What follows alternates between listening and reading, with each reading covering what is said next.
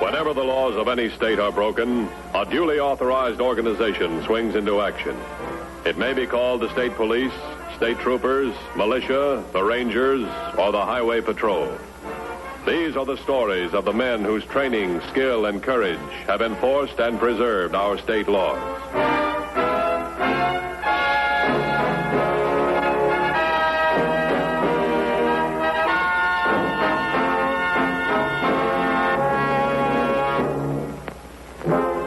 In the field of law enforcement, there are many instances in which more than one agency is needed to protect the public against a specific criminal. 13 years ago, Tom Thornton was convicted in another state of the murder of his partner, Harold Sylvester, and sentenced to 20 years in prison. The motive was robbery. More than $500,000 in cash and securities was taken from the safe and never recovered. 10 days ago, with time off for good behavior, Tom Thornton was released.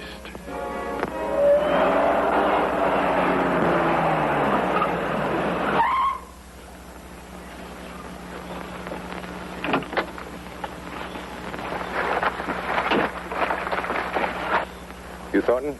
That's right. I'm Matthews, Highway Patrol. The parole officer said I'd find you here. Where'd you expect to find me?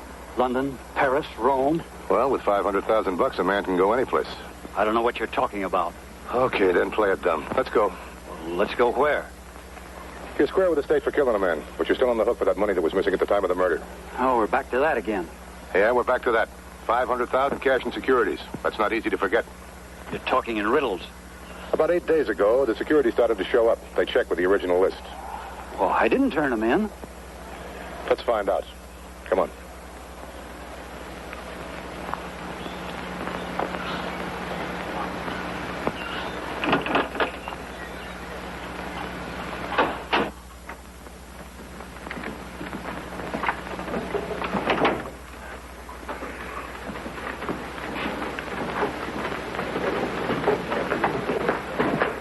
Center City that you picked up Thornton. They want you to find out if he has an accomplice.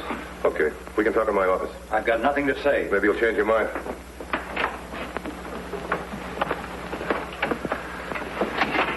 Sit down. The Center City police tell me you can go back for another 7 years. For a murder I didn't commit. I'm not here to argue what a jury said. Now listen to me. You can play it tough, or you can be a nice guy and answer some questions. It's your play. I'm sorry. What do you want to know? You got to your brother's place, Sue, about 10 days ago. Is that right? That's right. You been to Linwood since you got out? No. Freeport? No. Amityville? I haven't been to Amityville, Freeport, or Linwood. Tell me, you know a fellow by the name of Herbert Stewart? Never heard of him. Maybe you know him under another name. Now you're talking in riddles again. I don't understand what you're trying to say. Securities who were missing at the time of the murder started turning up in Freeport, Amityville, and Linwood.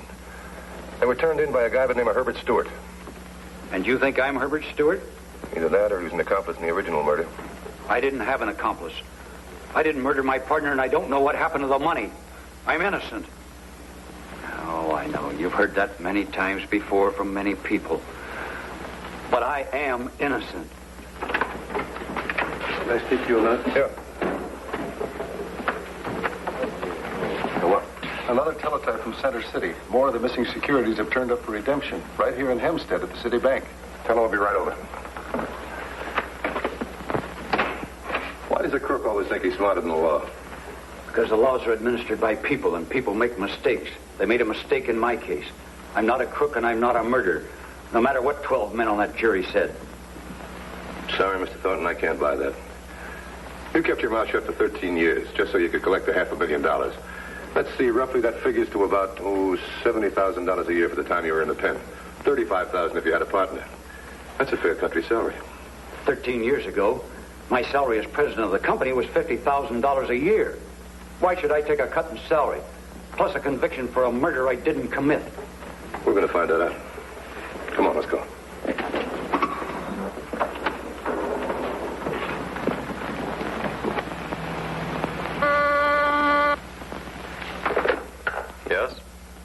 send them in. Come in, gentlemen. I'm Dan Matthews. This is Mr. Thornton. Sit down. That's all right, thanks. I understand from Officer Morris that you're here in regards to those missing securities. Yeah, that's right. Do you know Mr. Thornton here? I don't believe so. Are you a customer of this bank? No? What about the man that redeemed the securities? Well, that was Herbert Stewart. Is he a customer of the bank? No. How can you redeem securities for a man that's not a customer of the bank? A man you don't even know. Well, those were call bonds. They're negotiable like money is. They can be turned in at any bank.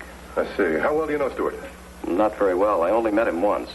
Although I did have several phone conversations with him before he came in. Describe him, will you? Oh, a small, dapper man, bald, 53 or 4, 140 pounds, lame in the left arm, some kind of paralysis. You sure it wasn't his right arm? I believe it was. And did he have a little thin mustache? Yes, he did. Anything else? No, I only saw him once. That was 2 days ago. If you remember anything else, let me know, will you? I certainly will.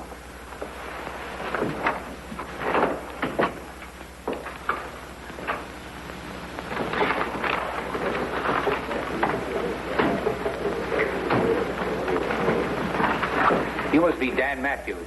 I'm Pearsall of Center City. Glad to know you. Figured you were much too smart for this, Thornton. In what way, Sergeant? Or is it Lieutenant? It's Lieutenant. And I figured you'd wait a little while before you started cashing any of those securities that we couldn't find. How did you ever make Lieutenant? Because of the work you did in my case? What happened to the bank? Had a description of his accomplice, Herbert Stewart. Good. None of the other bank managers was able to give us too good a description. APB on Herbert Stewart. He's kind of a dapper guy, about 5'3", 5'4", 140 pounds. He's bald and got a very thin mustache. Well, this is important. He's got a lame right arm. Recognize the description, Lieutenant? Are you sure? That's the description Carter at the bank gave us. I don't believe it. Do you want to tell him, Lieutenant? Or shall I give him the good news? Well, that description fits Harold Sylvester. The man Thornton was supposed to have murdered 13 years ago. What's the angle? I told you I was innocent. I told everybody I was innocent, but nobody'd believe me. Now do you believe me, Lieutenant? How'd you get a conviction for murder without the body? We had all the evidence of murder. Bloodstains, dentures, fingernail. And we found $5,000 worth of missing securities in Thornton's basement. What do you plan to do now, Lieutenant? Why don't you go back to your brother's place? We'll find Stewart. You mean you'll try to find Stewart? Or let's call him Sylvester. Well, I'll be looking for him, too. And when I find him, I'm going to kill him. You're what? And there's nothing you can do about it. Because 13 years ago, I was convicted for the murder of Harold Sylvester. I paid the price for my crime. And I figure the state owes me this murder. Look here, Thornton. You're not living in a jungle. There are laws that'll take care of Sylvester. Nothing you can say will make me change my mind. When I find him, I'm going to kill him. Why don't you take it easy? We'll find him. And he's liable for the same punishment you received. How about giving me back the 13 years I lost? You can collect damages. From Sylvester? How much can he have left if he's forced to cash securities? I'm not going to let you kill a man, Thornton. I'm going to get Sylvester. I don't want damages. I don't want money. All I want are my 13 years back. And my friends. And my business and my reputation and all my dreams of tomorrow. Can you get them for me? I'm going to stop you, Thornton. I knew Sylvester for 15 years. I know what he'll do in any situation. I know what he's doing in this one. So long, gentlemen. Put a tail on him right now.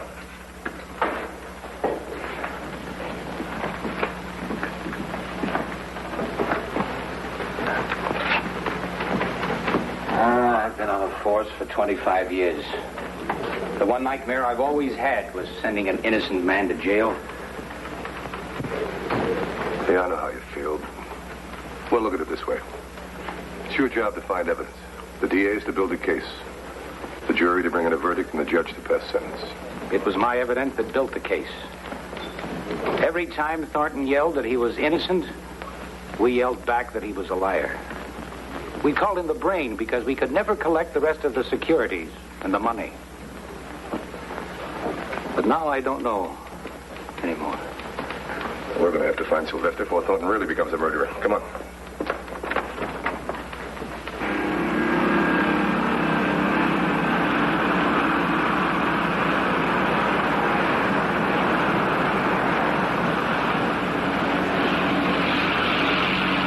The first report we received of someone cashing securities was here, Linwood. 24 hours later, Freeport. 2 days later, Amityville. And today, here, Hempstead. Those towns cover an area about 1,000 miles in 3 states. Wait a minute. Oh, you saw that too? Yeah, if Stewart or Sylvester's got a base of operation, he moves out from there. That should put him right about here. Glen Falls. Yeah. Contact Glen Falls. Tell him a man answering Stewart's description might be living in that area. Then get in touch with Center City. Have him get a photo of Sylvester over to Glen Falls right away. Tell him I'll be there in about 2 hours. You got it? Right.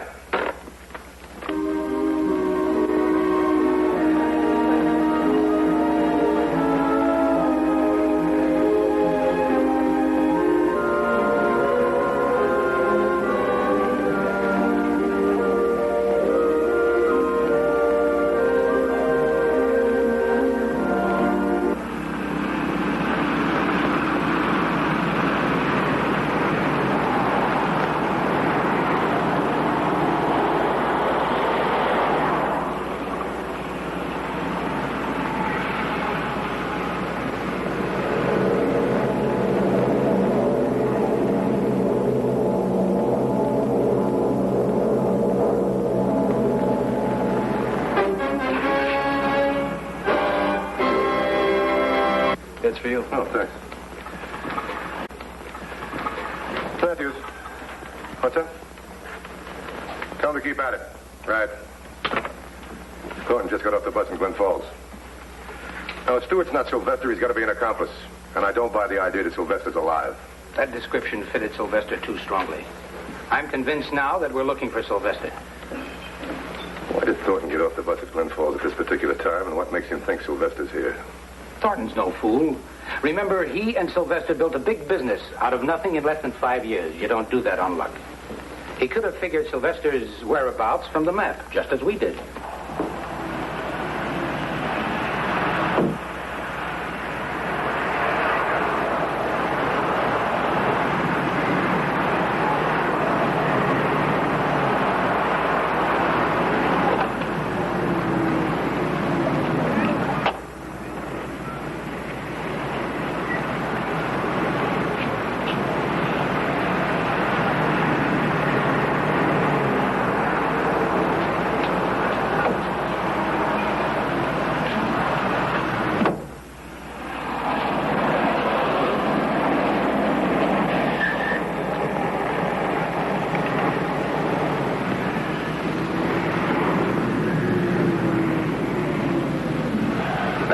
Owns a car. A garage in this area might give us a lead.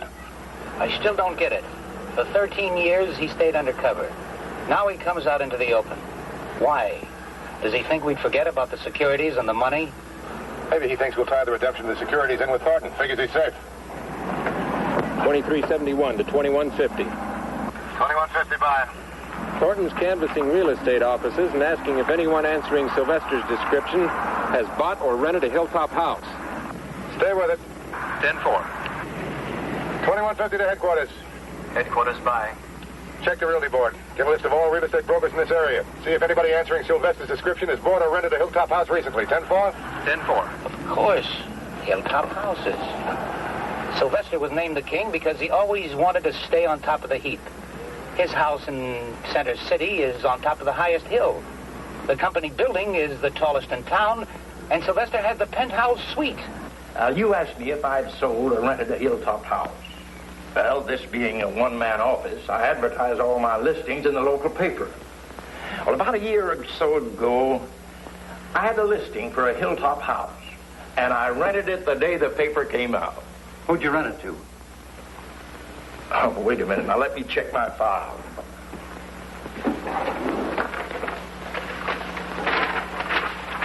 Here it is. Mr. Herman Sawyer. You remember what he looked like? You've got me. This chap called on the phone and said he'd rent it. And I asked him if he didn't want to see it first. He said no. If it's the highest hilltop house, he wanted it. And then he said he'd send me a check for the year's rent in the mail. And he wanted me to go and open the house and leave a lease there for him to sign, which I did. I got the signed lease in the mail the next morning. And he still lives there. The thing that makes me remember it, it's the first time I've never seen one of my clients. That answer your question? Oh, well, not quite. Where's this house located? Where Willow Road crosses Emerald Drive.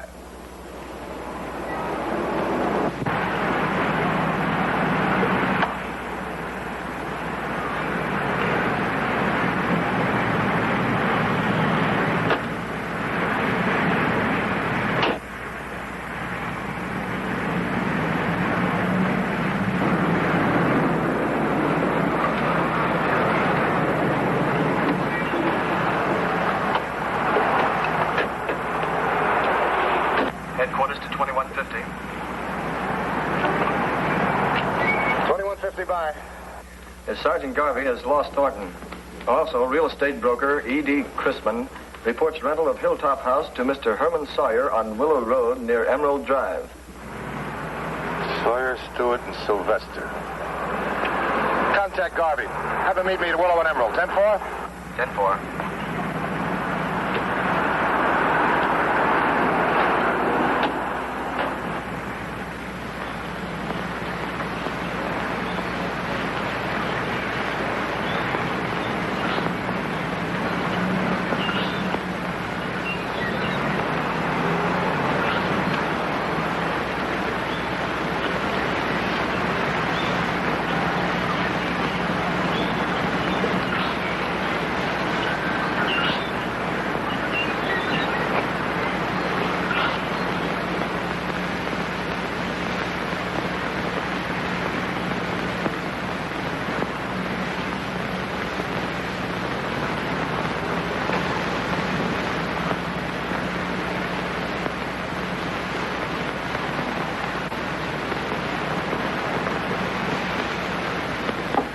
Checkmate.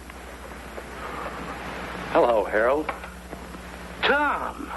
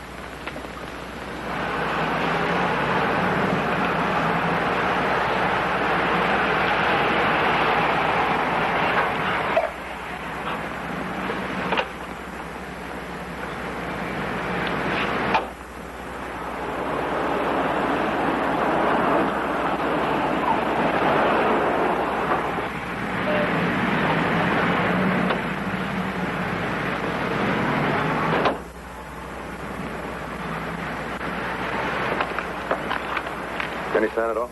Just got here. Let's take a look.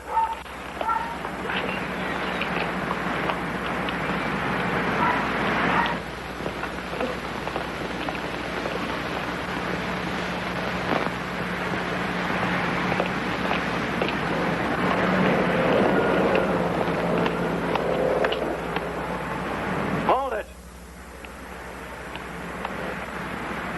I got here first like I said I would. Now go back to your car. You can't save him. Don't be a fool, Thornton. Don't you be a fool, Matthews. I've got Sylvester tied to the chair, and I've got his gun. And I'm going to kill him, inch by inch, a little at a time, just the way I died during those 13 years. Go back to your cars. I'll let you know when it's all over. Could be bluffing, but we can't take that chance. Let him think he convinced us.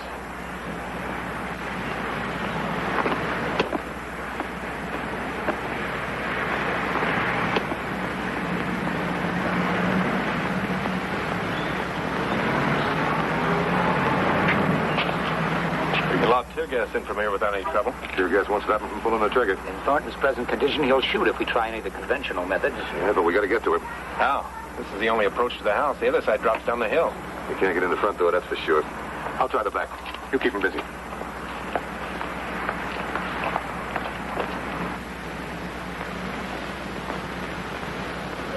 Go ahead and shoot. You'd like that. Nice and quick. Well, I've waited 13 years, and it's not going to happen that fast. What are you going to do?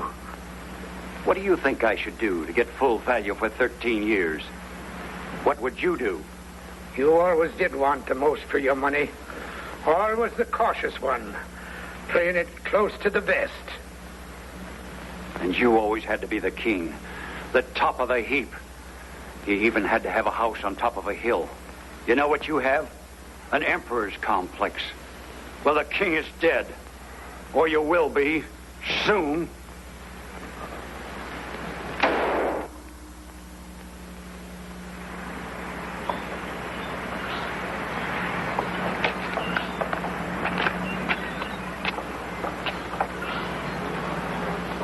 I was just testing. Stay back. I don't believe you. Tell him. Don't let him kill me! Don't let him kill me! There's nothing anybody can do to stop me. How does it feel to know you're going to die? You won't get away with it. I didn't. They convicted me of your murder. And now I'm going to give them the evidence they need. Your body. Thornton! Thornton! I told you to get away from here. Now this is your last chance. If you're not out of here by the time I count 10, I'm going to kill him. 1, 2, 3. Okay, we're going. 4, 5, 6, 7, 8.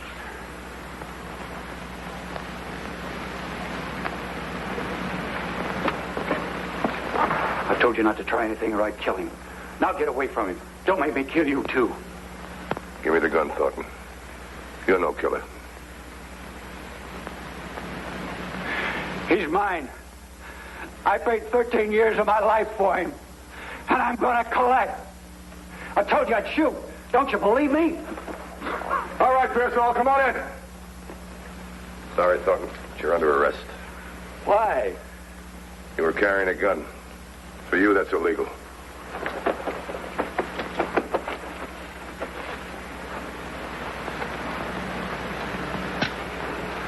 Let's go. You saved my life. I didn't come here to save you.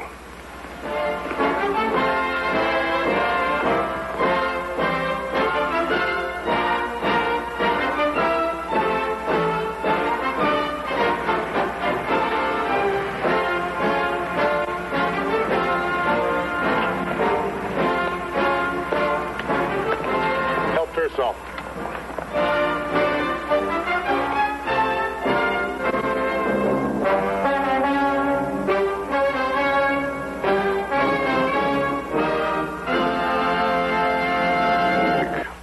Until then, remember, no matter how new, the safest device in your car is you. This is Broderick Crawford saying, see you next week.